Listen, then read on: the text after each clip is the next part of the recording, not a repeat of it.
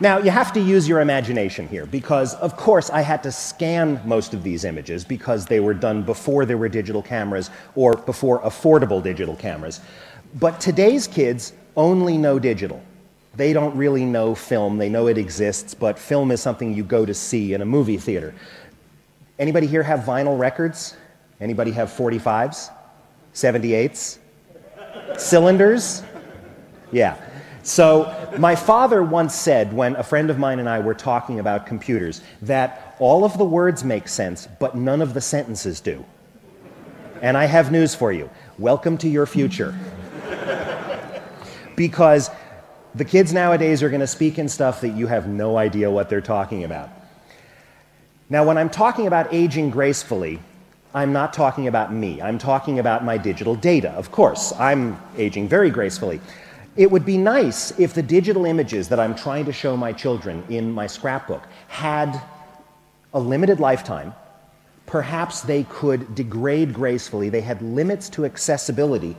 And unfortunately, this is digital rights management, because I really don't want my kids to have the keys to the weird pictures until they're old enough to understand, or until they have survived their own college years that I really don't want to know about either.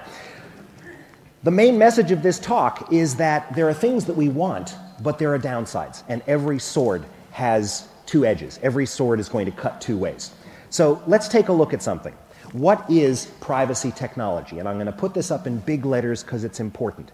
It's the ability to control the rate, the frequency, and the timing of disclosure of information over and within time. Basically, you give people things when you want to. You control the rights to your digital data. So let's take a look at medical records.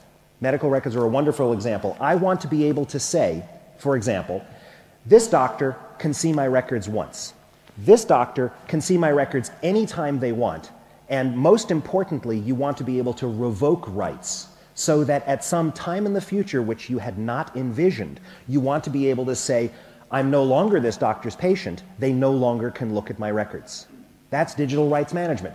And in a perfect private technology will do all of these things seamlessly and easily and correctly and universally.